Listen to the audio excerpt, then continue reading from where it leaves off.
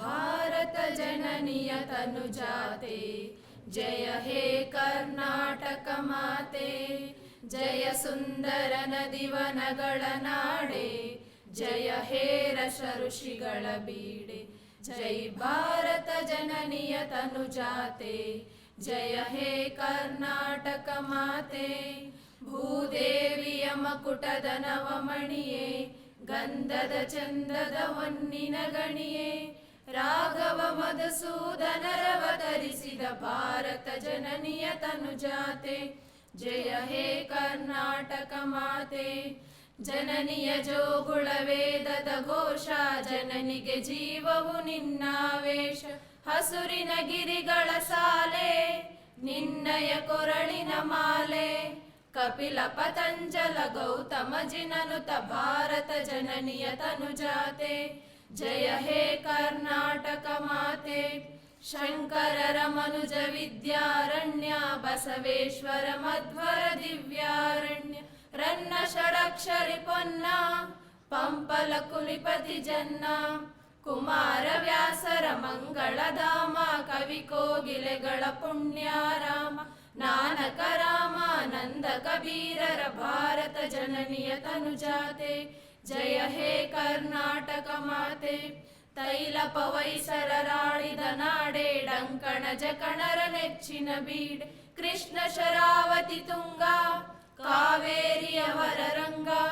ಚೈತನ್ಯ ಪರಮಹಂಸ ವಿವೇಕರ ಭಾರತ ಜನನಿಯ ತನುಜಾತೆ, ಜಯ ಹೇ ಕರ್ನಾಟಕ ಮಾತೆ. ಸರ್ವ ಜನಾಂಗದ ಶಾಂತಿಯ ತೋಟ, ರಸಿಕರ ಕಂಗಳ ಸೆಳೆಯುವ ನೋಟ. ಹಿಂದೂ ಕ್ರೈಸ್ತ ಮುಸಲ್ಮಾನ, ಪಾರಸೀಕ ಜೈನರುದ್ಯಾನ. ಜನಗಣ ಹೋಲುವ ದೊರೆಗಳ ಧಾಮ, ಗಾಯಕ ವೈಣಿಕರ ರಾಮ. ಕನ್ನಡ ನುಡಿ ಕುಣಿದಾಡುವ ಗೇಹ, ಕನ್ನಡ ತಾಯಿಯ ಮಕ್ಕಳ ದೇಹ. ಜೈ ಭಾರತ ಜನನಿಯ ತನುಜಾತೆ, ಜಯ ಹೇ ಕರ್ನಾಟಕ ಮಾತೆ. ಜಯ ಹೇ ಕರ್ನಾಟಕ ಮಾತೆ, ಜಯ ಹೇ ಕರ್ನಾಟಕ ಮಾತೆ. ಧನ್ಯವಾದಗಳು. ವಿದ್ಯಾರ್ಥಿಗಳಿಗೆ ಧನ್ಯವಾದಗಳು. ಅತಿಥಿ ದೇವೋ ಭವ ಎನ್ನುವ ಸಂಸ್ಕಾರ, ಹಬ್ಬ ಆಚರಣೆಗಳ ಸಂಸ್ಕೃತಿಯ ಆಧಾರ. ಕಲೆ ವಾಸ್ತುಶಿಲ್ಪಗಳ ಆಕಾರ, ಸಾಹಿತ್ಯ ಸಂಗೀತಗಳ ಝೇಂಕಾರ. ವಿವಿಧ ನೆಲದ ವಿಭಿನ್ನತೆ ವೈಶಿಷ್ಟ್ಯತೆಯ ಸಾಕಾರ. ಮಾತಿನಲ್ಲೇ ಮಮತೆಯ ಬಿಂಬಿಸುವ ಮಾತೃಭಾಷೆಯ ಸಾಕ್ಷಾತ್ಕಾರ ಎಂದು ಹೇಳುತ್ತಾ, ಈ ಕಾರ್ಯಕ್ರಮಕ್ಕೆ ಆಗಮಿಸಿರುವ ಅತಿಥಿ ಮಹೋದಯರನ್ನು ಸ್ವಾಗತಿಸಲು ಬರುತ್ತಿದ್ದಾರೆ ಡಾಕ್ಟರ್ NR ಚಂದ್ರೇಗೌಡ ಸರ್ ಅವರು.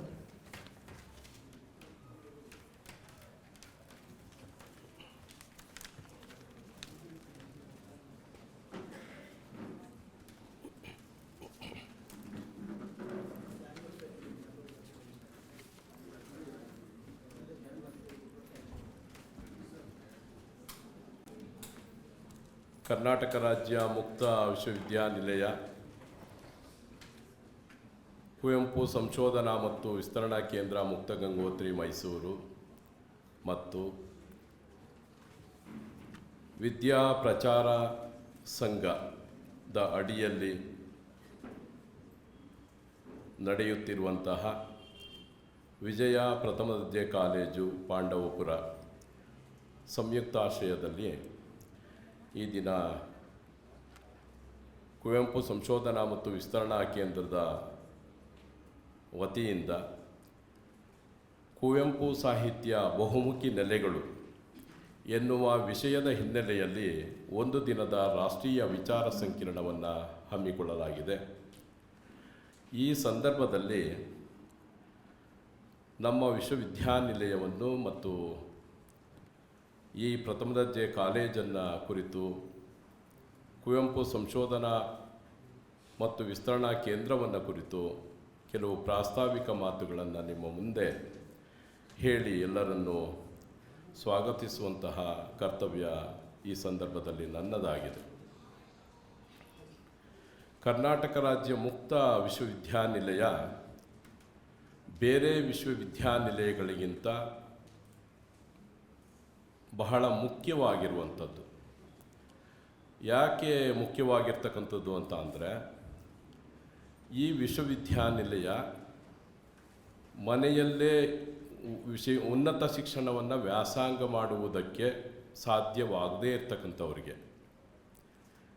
ಗೃಹಿಣಿಯರಿಗೆ, ಮನೆಯಲ್ಲಿರ್ತಕ್ಕಂಥವ್ರಿಗೆ, ಸಣ್ಣ ಪುಟ್ಟ ಉದ್ಯೋಗದಲ್ಲಿರ್ತಕ್ಕಂಥವ್ರಿಗೆ ಉನ್ನತ ವ್ಯಾಸಂಗವನ್ನು ಕಲ್ಪಿಸ್ಕೊಡ್ತಕ್ಕಂತಹ ಒಂದು ದೂರ ಶಿಕ್ಷಣದ ವ್ಯವಸ್ಥೆಯ ಅಡಿಯಲ್ಲಿ ಶಿಕ್ಷಣದ ಒಂದು ಕೈಂಕರ್ಯವನ್ನು ನೀಡ್ತಾ ಬರ್ತಾ ಇದೆ ಈ ವಿಶ್ವವಿದ್ಯಾನಿಲಯ.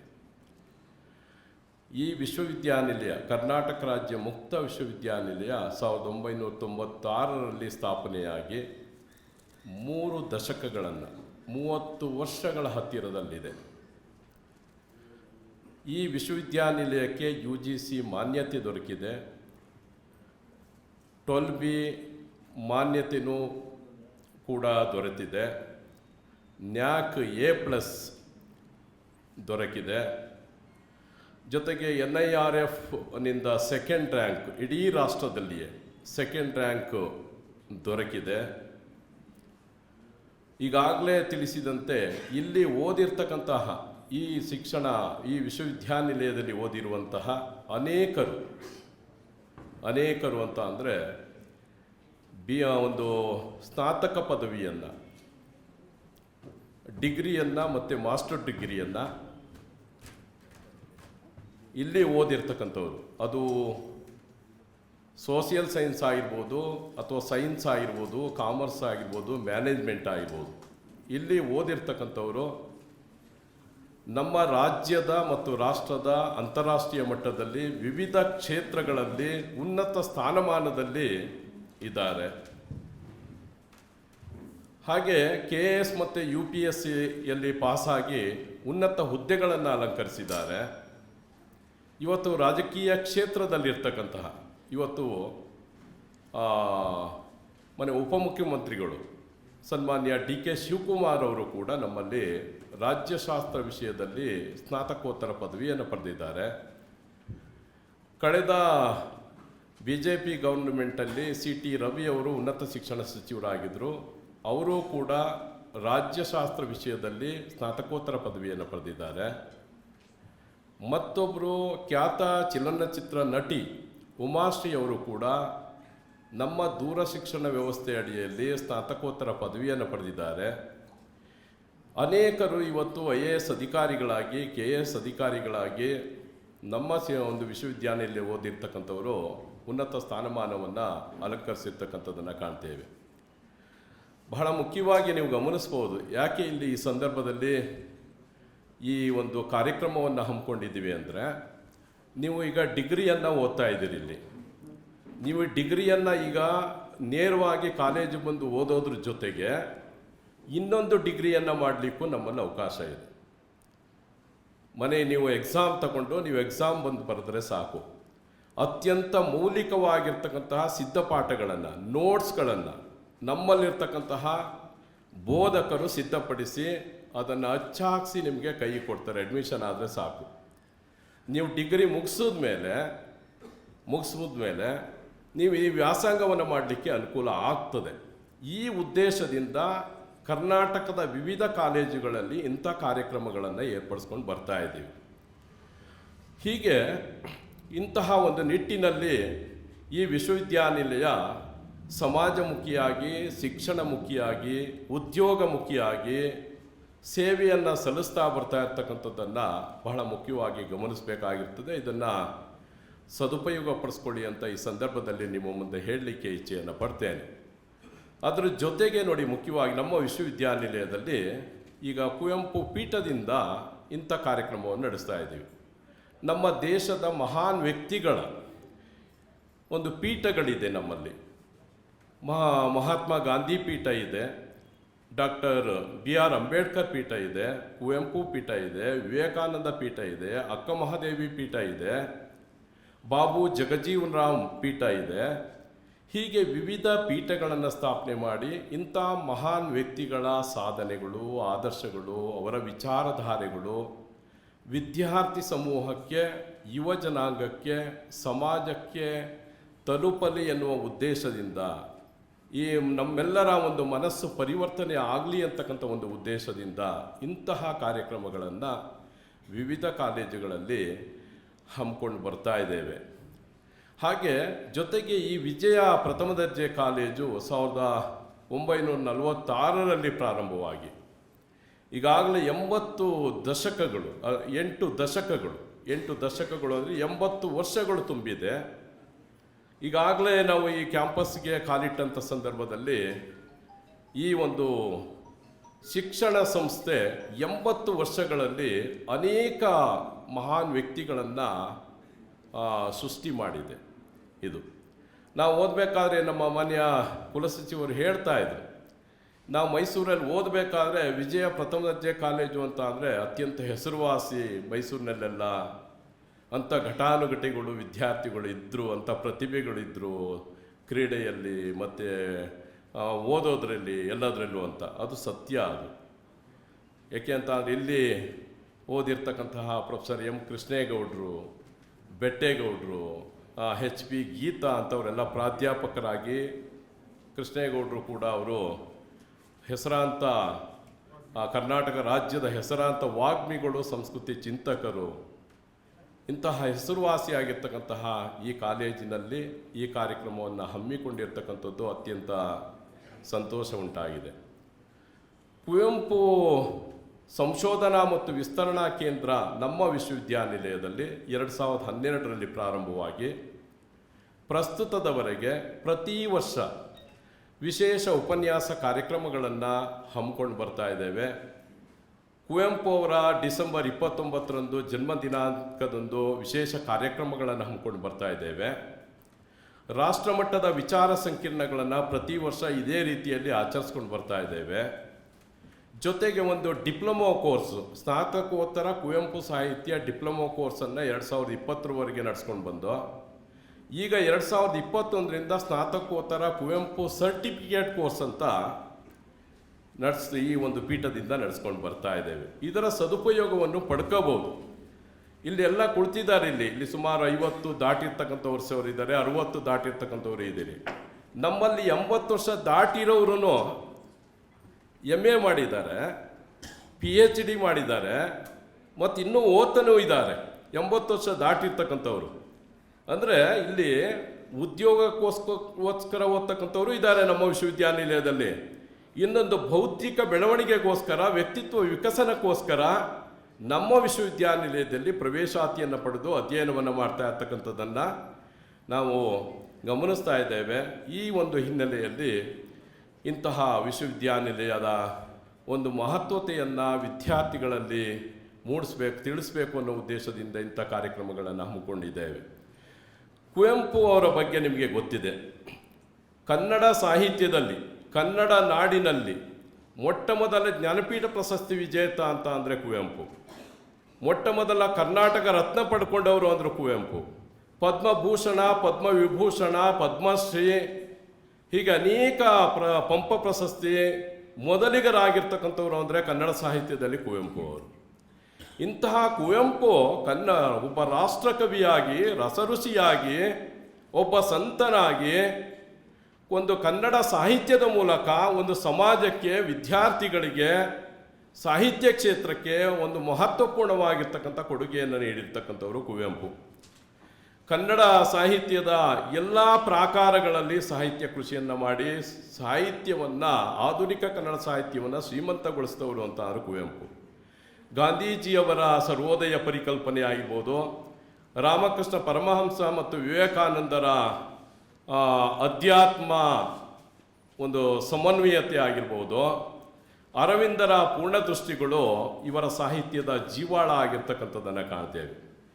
ಅವರ ಪಂಚಮಂತ್ರಗಳು ಗೊತ್ತಿದೆ ನಿಮಗೆ. ಸರ್ವೋದಯ, ಸಮನ್ವಯ, ಪೂರ್ಣದೃಷ್ಟಿ, ಮನುಜಮತ, ವಿಶ್ವಪಥ ಇದೆಯಲ್ಲ, ಎಷ್ಟು ಅರ್ಥಪೂರ್ಣವಾಗಿರ್ತಕ್ಕಂಥ ಅಂಶಗಳು ಅವರ ಸಾಹಿತ್ಯದಲ್ಲಿದೆ. ಬಹಳ ಮುಖ್ಯವಾಗಿ ಇಲ್ಲಿ ಪ್ರಸ್ತಾಪ ಮಾಡಿದ್ದೀವಿ, ನಾಡಗೀತೆ ಶತಮಾನ ಸಂಭ್ರಮಾಚರಣೆ ಪ್ರಯುಕ್ತ ಅಂತ. ನಾಡಗೀತೆಯನ್ನು 1924ರಲ್ಲಿ ಬರೆದ್ರು.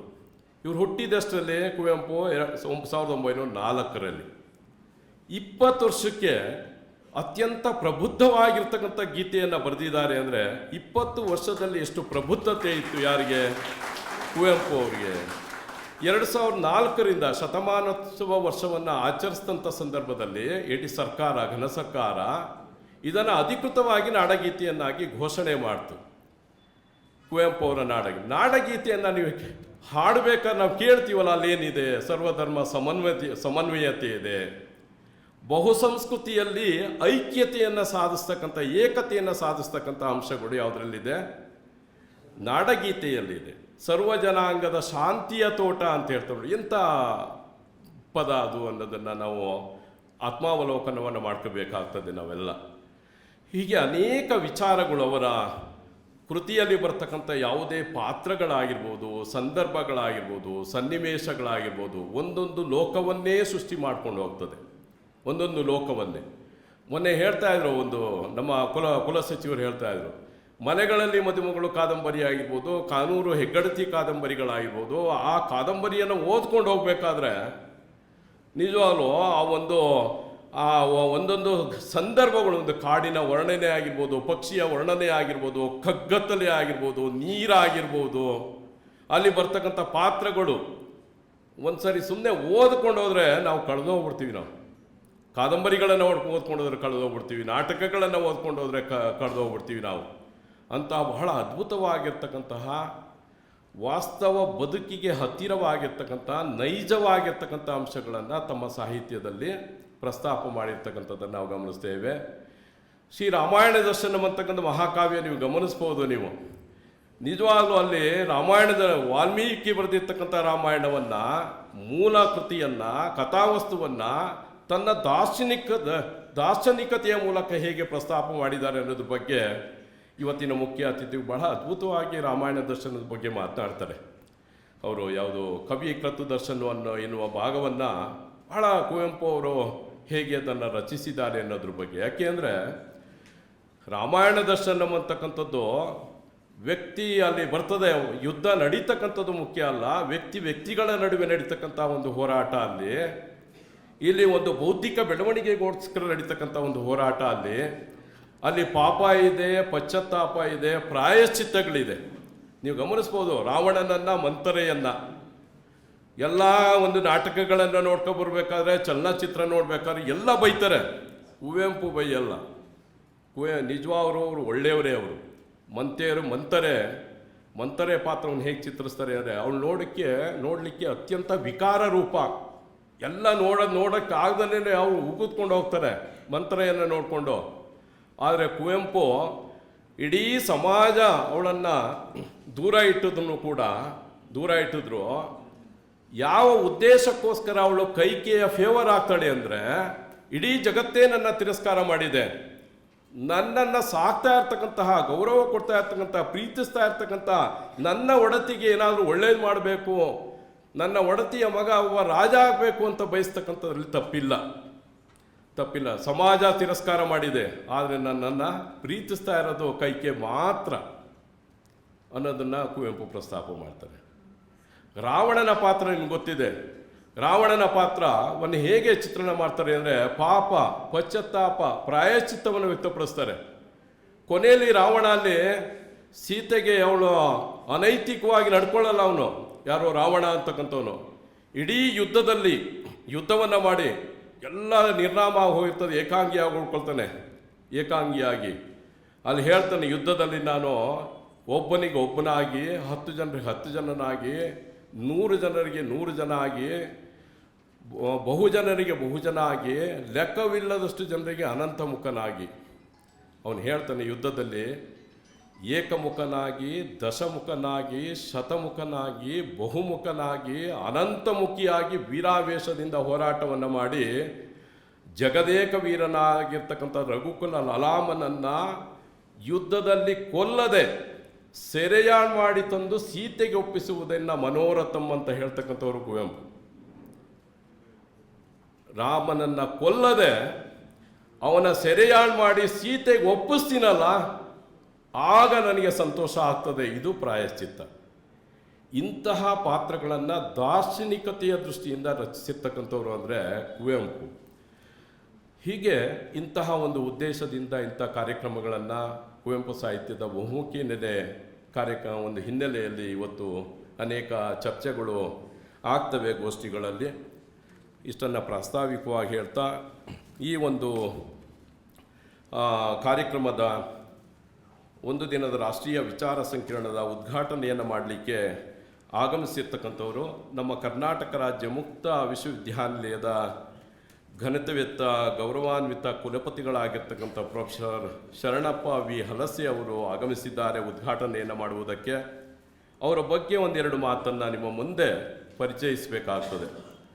ಮೂಲತಃ ಉತ್ತರ ಕರ್ನಾಟಕದವರಾಗಿರ್ತಕ್ಕಂತಹ ಪ್ರೊಫೆಸರ್ ಶರಣಪ್ಪ ವಿ ಹಲಸೆ ಅವರು ಎಲೆಕ್ಟ್ರಾನಿಕ್ಸ್ ಪ್ರಾಧ್ಯಾಪಕರಾಗಿ ಸೇವೆಯನ್ನು ಸಲ್ಲಿಸೋದ್ರ ಜೊತೆಗೆ ವಿಜಯಪುರ ಕರ್ನಾಟಕ ರಾಜ್ಯ ಮಹಿಳಾ ವಿಶ್ವವಿದ್ಯಾನಿಲಯದಲ್ಲಿ ಎಲೆಕ್ಟ್ರಾನಿಕ್ಸ್ ಪ್ರಾಧ್ಯಾಪಕರಾಗಿ ಅಲ್ಲಿ ಡೀನ್ ಆಗಿ, ಗುಲ್ಬರ್ಗಾ ವಿಶ್ವವಿದ್ಯಾನಿಲಯದಲ್ಲಿ ಕುಲಸಚಿವರಾಗಿ, ಆಮೇಲೆ ದಾವಣಗೆರೆ ವಿಶ್ವವಿದ್ಯಾನಿಲಯದಲ್ಲಿ ಕುಲಸಚಿವರಾಗಿ ಮತ್ತು ಕುಲಪತಿಗಳಾಗಿ ಸುಮಾರು 124 ಹೆಚ್ಚು ಬೋಧಕ ವೃಂದವನ್ನು ನೇಮಕ ಮಾಡಿದಂಥ ಖ್ಯಾತಿ ಪಡೆದಿರ್ತಕ್ಕಂಥವ್ರು ಅಂದರೆ ಪ್ರೊಫೆಸರ್ ಶರಣಪ್ಪ ವಿ ಹಲಸೆ ಅವರು.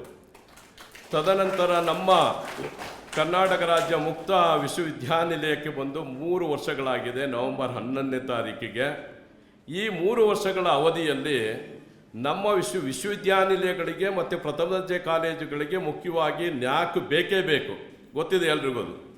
ಈ ನ್ಯಾಕು A+ ತಂದು ಕೊಡುವುದರಲ್ಲಿ ಸಫಲರಾಗಿರ್ತಕ್ಕಂಥವ್ರು ಅಂದರೆ ನಮ್ಮ ಮಾನ್ಯ ಕುಲಪತಿಗಳು ಬಹಳ ಮುಖ್ಯವಾಗಿ.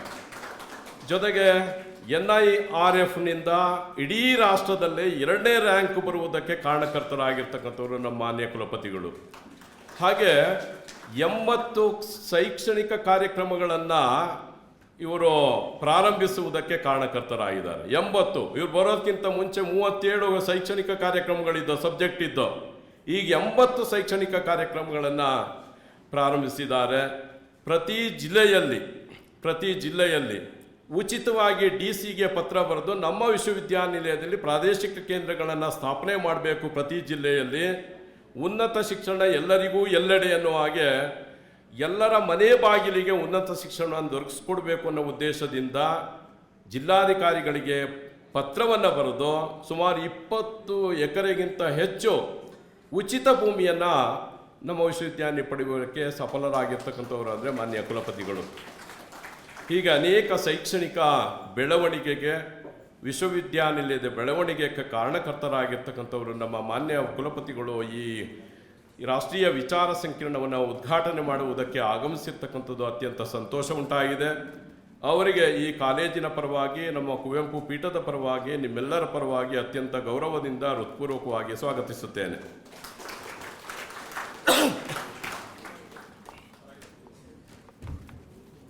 ಈ ಸಮಾರಂಭದಲ್ಲಿ ಮುಖ್ಯ ಅತಿಥಿಗಳಾಗಮಿಸಿರ್ತಕ್ಕಂಥವರು ಹಿರಿಯರು, ಪೂಜ್ಯರು ಆಗಿರ್ತಕ್ಕಂತಹ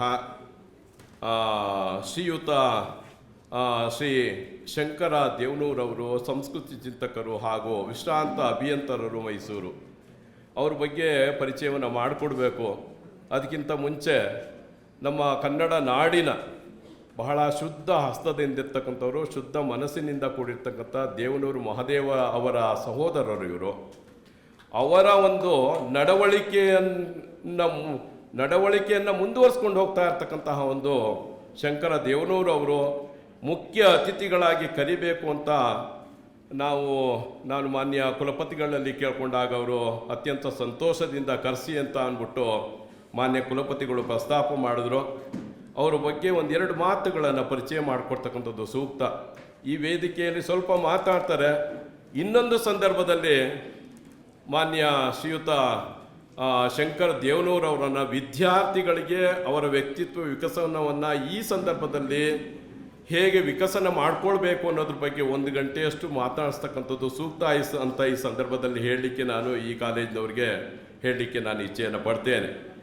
ಶ್ರೀಯುತ ಶಂಕರ ದೇವನೂರವರು ನಂಜನಗೂಡು ತಾಲೂಕಿನ ದೇವನೂರು ಗ್ರಾಮದವರು. ತಮ್ಮ ಇಂಜಿನಿಯರಿಂಗ್ ಪದವಿಯನ್ನು ಮೈಸೂರಿನ ಪ್ರತಿಷ್ಠಿತ NI ಕಾಲೇಜಿನಲ್ಲಿ ಮುಗಿಸಿ ತದನಂತರ ಕರ್ನಾಟಕ ರಾಜ್ಯ PWD ಇಲಾಖೆಯಲ್ಲಿ, ನಗರ ನೀರು ಸರಬರಾಜು ಇಲಾಖೆಯಲ್ಲಿ, ಕಾವೇರಿ ಏತ ನೀರಾವರಿ ನಿಗಮ ಇಲ್ಲಿ ಸೇವೆಯನ್ನು ಸಲ್ಲಿಸಿ ಕರ್ನಾಟಕ ವಿದ್ಯುತ್ ನಿಗಮದಲ್ಲಿ ಸುದೀರ್ಘವಾಗಿ ಮುಖ್ಯ ಇಂಜಿನಿಯರ್ ಆಗಿ ಸೇವೆ ಸಲ್ಲಿಸಿ ಇತ್ತೀಚೆಗೆ ಸ್ವಯಂ ನಿವೃತ್ತಿಯನ್ನು ಪಡ್ಕೊಂಡಿದ್ದಾರೆ. ಇವರ ಕಾರ್ಯಶೈಲಿ ಹಾಗೂ ಸಾಮಾಜಿಕ ಕಾಳಜಿ ಗಮನಿಸಿದ ಕರ್ನಾಟಕ ಸರ್ಕಾರವು ಬಾಗಲಕೋಟೆ ಜಿಲ್ಲೆಯ ಕೂಡಲ ಸಂಗಮದಲ್ಲಿ ದೆಹಲಿಯ ಸ್ವಾಮಿ ನಾರಾಯಣ ಅಕ್ಷರಧಾಮ ಮಾದರಿಯಲ್ಲಿ ನಿರ್ಮಾಣವಾಗುತ್ತಿರುವ ಶರಣಗ್ರಾಮ ಯೋಜನೆಯ ತಜ್ಞರ ಸಮಿತಿಯ ಸದಸ್ಯರನ್ನಾಗಿ ಇವರನ್ನು ನೇಮಕ ಮಾಡಿದೆ. ಗ್ರಾಮ್ಯ ಪರಿಸರದ ದಟ್ಟ ಜೀವನಾನುಭವದ ಹಿನ್ನೆಲೆಯಲ್ಲಿ ಹೊಂದಿದ್ದ ಇವರು ತಮ್ಮ ಸುದೀರ್ಘ ವೃತ್ತಿ ಜೀವನದಲ್ಲಿ ಸರ್ಕಾರಿ ಸೇವೆಗಳು ಹಾಗೂ ಸೌಲಭ್ಯಗಳು ಶ್ರೀಸಾಮಾನ್ಯನಿಗೆ ಅತ್ಯಂತ ಸರಳವಾಗಿ ಹಾಗೂ ಶೀಘ್ರವಾಗಿ ತಲುಪುವಂತೆ ಮಾಡುವಲ್ಲಿ ಯಶಸ್ವಿಯಾಗಿರ್ತಕ್ಕಂಥವರು. ತಮ್ಮೆಲ್ಲ ಸಮಾಜಮುಖಿ ಚಟುವಟಿಕೆಗಳಿಗೆ ಜೇಬಿಲ್ಲದ ಸಂತ ಪೂಜ್ಯ ಶ್ರೀ ಸಿದ್ದೇಶ್ವರ ಸ್ವಾಮಿಗಳನ್ನು ಪ್ರೇರಣಾಶಕ್ತಿಯಾಗಿಸಿಕೊಂಡಿರುವ ಇವರು ಶರಣ ತತ್ವಗಳಲ್ಲಿ ಅಪಾರ ಶ್ರದ್ಧೆ ಮತ್ತು ನಂಬಿಕೆಯನ್ನು ಹೊಂದಿದ್ದಾರೆ. ಪೂಜ್ಯ ಶ್ರೀ ಸಿದ್ದೇಶ್ವರ ಸ್ವಾಮಿಗಳ ಒಟ್ಟಿಗೆ ನಿರಂತರ ಸಾಂಗತ್ಯದಲ್ಲಿದ್ದಂಥವರು ಇವರು. ಅವರೊಟ್ಟಿಗೆ ಅನೇಕ ವೇದಿಕೆಗಳನ್ನು ಹಂಚಿಕೊಂಡಿದ್ದಾರೆ.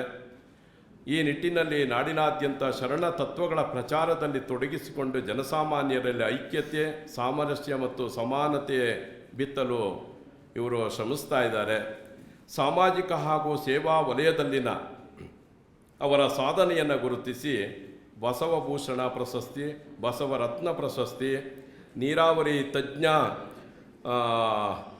SG ಬಾಳೆಕುಂದ್ರಿ ಪ್ರಶಸ್ತಿ, ಸೇವಾರತ್ನ ಪ್ರಶಸ್ತಿ, ಸುವರ್ಣ ಕರ್ನಾಟಕ ಕನ್ನಡಿಗ ಪ್ರಶಸ್ತಿ, ಮಾಜಿ ರಾಷ್ಟ್ರಪತಿ APJ ಅಬ್ದುಲ್ ಕಲಾಂ ಅವರ ಸಂಸ್ಥೆ ಕೊಡಮಾಡುವಂತಹ ಸರ್ ಎಂ ವಿಶ್ವೇಶ್ವರಯ್ಯ ಪ್ರಶಸ್ತಿ, 10 ಹಲವು ಮಹತ್ವದ ಪ್ರಶಸ್ತಿಗಳು ಇವರಿಗೆ ದೊರಕಿದ್ದಾವೆ. ಮುಖ್ಯವಾಗಿ ನೋಡಿ, ಇವರು ಈಗ ಸ್ವಯಂ ನಿವೃತ್ತಿಯನ್ನು ಪಡೆದುಕೊಂಡ ನಂತರ ಇಡೀ ಕರ್ನಾಟಕದಾದ್ಯಂತ ಬಿಡುವಿಲ್ಲದೆ ಇಂತಹ ಒಂದು ವ್ಯಕ್ತಿತ್ವ ವಿಕಸನವನ್ನು ಮಾಡ್ತಕ್ಕಂಥ ಉದ್ದೇಶದಿಂದ ಸಂಸ್ಕೃತಿಯ ಒಂದು ಚಿಂತನೆಯ ಒಂದು ನೆಲೆಗಟ್ಟಿನಲ್ಲಿ ಎಲ್ಲೆಡೆ ಒಂದು ಸರ್ಕಾರೇತರ ಸಂಸ್ಥೆಗಳಲ್ಲಿ ಇವರು ತಮ್ಮ ಭಾಷಣಗಳ ಮೂಲಕ ವ್ಯಕ್ತಿತ್ವ ವಿಕಸನವನ್ನು ಮಾಡ್ತಾ ಇದ್ದಾರೆ. ವಿದ್ಯಾರ್ಥಿಗಳಿಗೆ, ಯುವಜನತೆಗೆ ಅವರು ಬಿಡುವಿಲ್ಲ. ಆದರೂ ಅವರ ಸಮಯವನ್ನು ನಾವು ಕೇಳಿಕೊಂಡು ಇವತ್ತು ದಿನಾಂಕವನ್ನು ಫಿಕ್ಸ್ ಮಾಡಿ ಅವರನ್ನು ಕರೆಸಿದ್ದೀವಿ. ಅವರು ಅತ್ಯಂತ ಸಂತೋಷದಿಂದ ಈ ಸಮಾರಂಭಕ್ಕೆ ಆಗಮಿಸಿದ್ದಾರೆ. ಅವರಿಗೆ ನಿಮ್ಮೆಲ್ಲರ ಪರವಾಗಿ, ಈ ಕಾಲೇಜಿನ ಪರವಾಗಿ, ನಮ್ಮ ವಿಶ್ವವಿದ್ಯಾನಿಲಯ ಮತ್ತು ಕುವೆಂಪು ಪೀಠದ ಪರವಾಗಿ ಅತ್ಯಂತ ಗೌರವದಿಂದ ಹೃತ್ಪೂರ್ವಕವಾಗಿ ಸ್ವಾಗತಿಸುತ್ತೇನೆ. ಈ ಸಮಾರಂಭದಲ್ಲಿ ಅಧ್ಯಕ್ಷತೆಯನ್ನು ಮಾಜಿ ಸಚಿವರು ಹಾಗೂ ಮಾಜಿ ಸಂಸದರು ಆಗಿದ್ದಂತಹ ಶ್ರೀಯುತ CS ಪುಟ್ಟರಾಜ್ ಅವರು ಆಗಮಿಸಬೇಕಾಗಿತ್ತು. ಅವರು ಹೊರಗಡೆ ಒಂದು ಪ್ರವಾಸದಲ್ಲಿ ಕೈಗೊಂಡಿರೋದ್ರಿಂದ ಈ ಕಾರ್ಯಕ್ರಮಕ್ಕೆ ಬರಲಿಕ್ಕೆ ಸಾಧ್ಯ ಆಗಿಲ್ಲ. ಅವರ ಸ್ಥಿತಿಯಲ್ಲಿ ಅವ್ರಿಗೂ ಕೂಡ ಗೌರವಪೂರ್ವಕವಾಗಿ ಸ್ವಾಗತಿಸುತ್ತೇನೆ.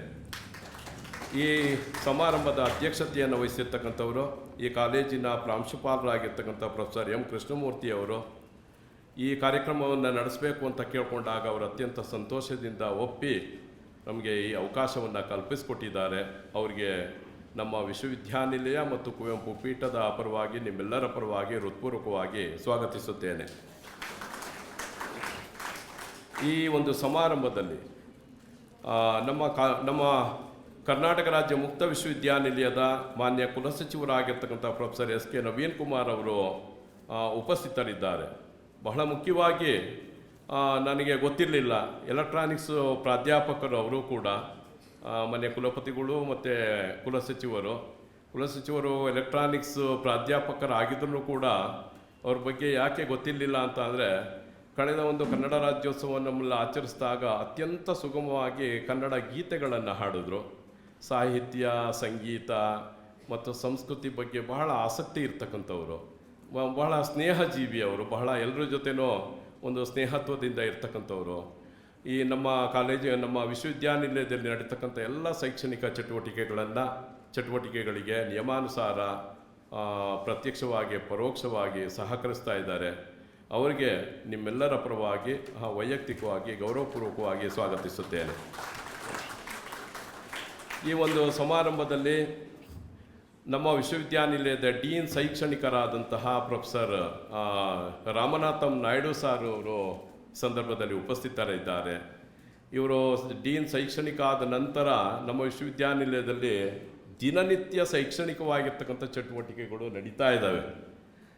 ಬಿಡುವಿಲ್ಲದ ವೇಳೆಯಲ್ಲಿ ಅದು ಬಹಳ ಎಲ್ಲ ಅಧ್ಯಾಪಕೇತರರಿಗೆ ವಿದ್ಯಾರ್ಥಿಗಳಿಗೆ ಅನುಕೂಲ ಆಗ್ತಕ್ಕಂಥ ಒಂದು ಉದ್ದೇಶದಿಂದ ಬಹಳ ಕ್ರಿಯಾಶೀಲರಾಗಿ ಕಾರ್ಯಕ್ರಮಗಳನ್ನು ನಡೆಸ್ಕೊಂಡು ಬರ್ತಾ ಇದ್ದಾರೆ. ಅವ್ರಿಗೂ ಕೂಡ ಈ ಒಂದು ಸಮಾರಂಭದಲ್ಲಿ ಹೃತ್ಪೂರ್ವಕವಾಗಿ ಗೌರವದಿಂದ ಸ್ವಾಗತಿಸುತ್ತೇನೆ. ಮತ್ತೊಬ್ಬರು ಎಲೆಮರೆಯ ಕಾಯಿನಂತಿರ್ತಕ್ಕಂಥವ್ರು ನಮ್ಮಲ್ಲಿ ಹಣಕಾಸು ಅಧಿಕಾರಿಗಳು, ದ್ರವ್ಯಾಧಿಕಾರಿಗಳು, ಪ್ರೊಫೆಸರ್ ನಿರಂಜನ್ ರಾಜ್ ಅವರು, ನಿರಂಜನ್ ರಾಜ್ ಅವರು ಮೈಕ್ರೋಬಯಾಲಜಿ ಅವರ ಸಬ್ಜೆಕ್ಟು. ಆದರೆ ನಮ್ಮಲ್ಲಿ ನ್ಯಾಕ್ A+ ಬರಲಿಕ್ಕೆ ಎಲ್ಲ ರೀತಿಯ ರೂಪುರೇಷೆಗಳನ್ನು ಹಾಕೊಟ್ಟು ಮಾನ್ಯ ಕುಲಪತಿಗಳಿಗೆ ಒತ್ತಾಸೆಯಾಗಿದ್ದಂಥವ್ರು. ನ್ಯಾಕ್ A+ ಬರೋದರಲ್ಲಿ ನಮ್ಮ ಮಾನ್ಯ ಕುಲಪತಿಗಳು ಹೇಗೆ ಕಾರಣ, ಅದಕ್ಕೆ ಒತ್ತಾಸೆಯಾಗಿದ್ದಂಥವ್ರು ಅಂತಾರೆ ನಮ್ಮ ಹಣಕಾಸು ಅಧಿಕಾರಿಗಳು. ಅವರು ಬಹಳ ಕ್ರಿಯಾಶೀಲರು ಕೂಡ. ಅವ್ರಿಗೂ ಕೂಡ ನಿಮ್ಮೆಲ್ಲರ ಪರವಾಗಿ ವೈಯಕ್ತಿಕವಾಗಿ ಹೃತ್ಪೂರ್ವಕವಾಗಿ ಸ್ವಾಗತಿಸುತ್ತೇನೆ. ಈ ಕಾರ್ಯಕ್ರಮದಲ್ಲಿ ಉಪಸ್ಥಿತರಿರುವಂತಹ ಈ ವಿದ್ಯಾ ಪ್ರಚಾರ ಸಂಘದ ಹಿರಿಯ ನಿರ್ದೇಶಕರಾದಂತಹ ಸೋಮೇಗೌಡ ಸರ್ ಅವರಿದ್ದಾರೆ. ಹಾಗೆ ಖಜಾಂಚಿಯವರಾದ ಶ್ರೀಯುತ ರಾಮೇಗೌಡ ಸರ್ ಅವರಿದ್ದಾರೆ. ನಿರ್ದೇಶಕರಾಗಿರ್ತಕ್ಕಂತಹ ಗುಣಶೇಖರ್ ಅವರಿದ್ದಾರೆ. ಮತ್ತೊಬ್ಬರು ನಿರ್ದೇಶಕರಾಗಿರ್ತಕ್ಕಂಥ ಚಂದ್ರಶೇಖರ್ ಅವರಿದ್ದಾರೆ. ಇವ್ರಿಗೂ ಕೂಡ ನಮ್ಮ ವಿಶ್ವವಿದ್ಯಾನಿಲಯದ ಪರವಾಗಿ, ಕುವೆಂಪು ಪೀಠದ ಪರವಾಗಿ, ನಿಮ್ಮೆಲ್ಲರ ಪರವಾಗಿ ಹೃತ್ಪೂರ್ವಕವಾಗಿ ಗೌರವದಿಂದ ಸ್ವಾಗತಿಸುತ್ತೇನೆ. ಈ ಒಂದು ಕಾರ್ಯಕ್ರಮದಲ್ಲಿ ಉಪಸ್ಥಿತರಿರುವಂಥ ನಮ್ಮ ಕಾಲೇಜಿನ, ನಮ್ಮ ವಿಶ್ವವಿದ್ಯಾನಿಲಯದ ಅಧ್ಯಾಪಕರು ಬಂದಿದ್ದಾರೆ, ಅಧ್ಯಾಪಕೇತರರು ಬಂದಿದ್ದಾರೆ. ಹಾಗೆ ಈ ಕಾಲೇಜಿನ ಅಧ್ಯಾಪಕರು, ಅಧ್ಯಾಪಕೇತರರು ಇದ್ದಾರೆ. ಬಹಳ ಮುಖ್ಯವಾಗಿ ಈ ಒಂದು ರಾಷ್ಟ್ರೀಯ ವಿಚಾರ ಸಂಕಿರಣಕ್ಕೆ ಸಂಪನ್ಮೂಲ ವ್ಯಕ್ತಿಗಳು, ಮೈಸೂರು ವಿಶ್ವವಿದ್ಯಾನಿಲಯದ ಪ್ರಾಧ್ಯಾಪಕರಾದ ಪ್ರೊಫೆಸರ್ BP ಆಶಾಕುಮಾರಿ ಮೇಡಮ್ ಬಂದಿದ್ದಾರೆ. ಹಾಗೆ ಡಾಕ್ಟರ್ CP ಲಾವಣ್ಯ ಮೇಡಮ್ ಬಂದಿದ್ದಾರೆ. ಪ್ರೊಫೆಸರ್ ಶಿವರಾಜ್ ಬಂದಿದ್ದಾರೆ. ಡಾಕ್ಟರ್ ಗಿರೀಶ್ ಬಂದಿದ್ದಾರೆ. ಹೀಗೆಲ್ಲ ಹಾಗೂ ಪ್ರೊಫೆಸರ್ ನಂಜುಂಡಯ್ಯನವರು ಬಂದಿದ್ದಾರೆ. ಎಲ್ಲ ಈ ಗೋಷ್ಠಿ ಎಲ್ಲ ಸಂಪನ್ಮೂಲ ವ್ಯಕ್ತಿಗಳು ಆಗಮಿಸಿದ್ದಾರೆ. ಬಹಳ ಮುಖ್ಯವಾಗಿ ಇನ್ನೊಂದು ಹೇಳಬೇಕು, ನಮ್ಮ ಶ್ರೀಯುತ ಶಂಕರ್ ದೇವನೂರವರ ಧರ್ಮಪತ್ನಿ ಆಗಿರ್ತಕ್ಕಂಥ ಶ್ರೀಮತಿ ಶಂಕರ್ ದೇವನೂರವರು ಇಂಥ ಕಾರ್ಯಕ್ರಮದ ಎಲ್ಲ ಕಾರ್ಯಕ್ರಮಗಳಲ್ಲಿ ಅತ್ಯಂತ ಪ್ರೀತಿಯಿಂದ ಬರ್ತಾರೆ. ಅತ್ಯಂತ ಗೌರವದಿಂದ ಮೇಡಮ್ ಅವರಿಗೆ ಸ್ವಾಗತಿಸುತ್ತೇನೆ.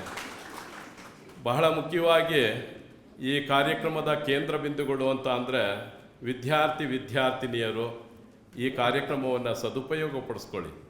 ಯಾಕೆ ಅಂತ ಅಂದರೆ ಈ ಮೊಬೈಲ್ ಮತ್ತು ಕಂಪ್ಯೂಟರ್ ಮತ್ತು ಬೈಕ್ಗಳ ಕೀಳಿಗೆ ಇವತ್ತೇನಾಗಿ ಹೋಗ್ಬಿಟ್ಟಿದ್ದೀರಿ ಅಂತ ಅಂದರೆ ವಿದ್ಯಾರ್ಥಿಗಳು ಇವತ್ತು ತಲೆಮಾರು ಅನೇಕ ಅನಾಹುತಗಳಿಗೆ ಕಾರಣರಾಗ್ತಾ ಇರ್ತಕ್ಕಂಥ ಸಂದರ್ಭಗಳನ್ನು ಮಾಧ್ಯಮಗಳಲ್ಲಿ ನಾವು ಗಮನಿಸ್ತಾ ಇದ್ದೇವೆ.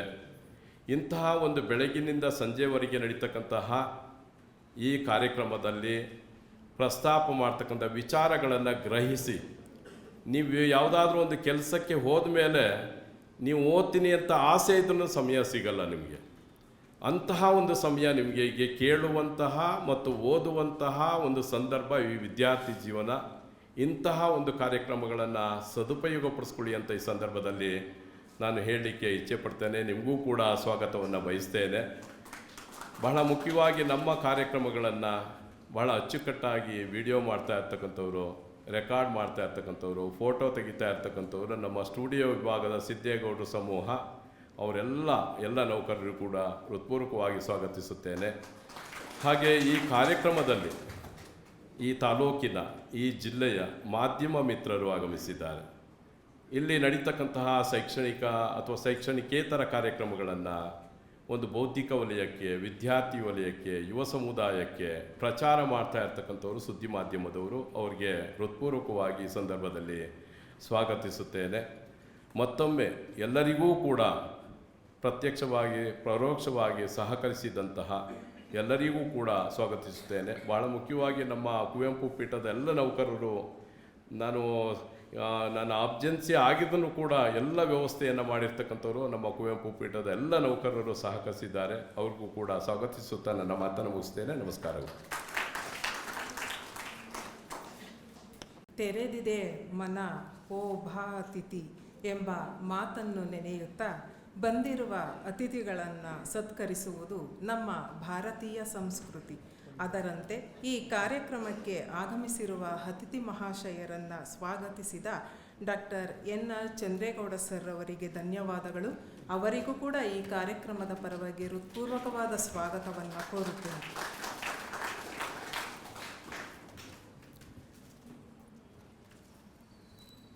ಕತ್ತಲೆಯ ಓಡಿಸಲಿ ಹಣತೆಯ ಬೆಳಕು ಜಗದಲ್ಲಿ, ಪ್ರೇಮದ ಬೆಳಕು ಎಲ್ಲೆಡೆ ಪಸರಿಸಲಿ, ಅಜ್ಞಾನದ ಅಂಧಕಾರವ ಓಡಿಸಲಿ, ಜ್ಞಾನದ ಬೆಳಕ ಹೊಮ್ಮಿಸಲಿ ಹಣತೆ, ಅಹಂಕಾರದ ಹಮ್ಮು ತೊಲಗಿಸಲಿ ಆತ್ಮೀಯತೆ, ಪ್ರೇಮದ ಕಿರಣ ಚಿಮ್ಮಲಿ ಮಾನವೀಯತೆ, ಜ್ಯೋತಿ ಬೆಳಕಿನ ಸಂಕೇತ. ಅಂತಹ ಜ್ಯೋತಿಯನ್ನು ಬೆಳಗಿಸುವುದರ ಮೂಲಕ ಈ ಹಾಗೂ ಕುವೆಂಪು ಅವರ ಭಾವಚಿತ್ರಕ್ಕೆ ಪುಷ್ಪಾರ್ಚನೆಯನ್ನು ಮಾಡುವುದರ ಮೂಲಕ ಕಾರ್ಯಕ್ರಮವನ್ನು ಉದ್ಘಾಟಿಸಲಿದ್ದಾರೆ ಪ್ರೊಫೆಸರ್ ಶರಣಪ್ಪ ವಿ ಹಲಸೆ, ಸನ್ಮಾನ್ಯ ಕುಲಪತಿಗಳು, ಕರ್ನಾಟಕ ರಾಜ್ಯ ಮುಕ್ತ ವಿಶ್ವವಿದ್ಯಾನಿಲಯ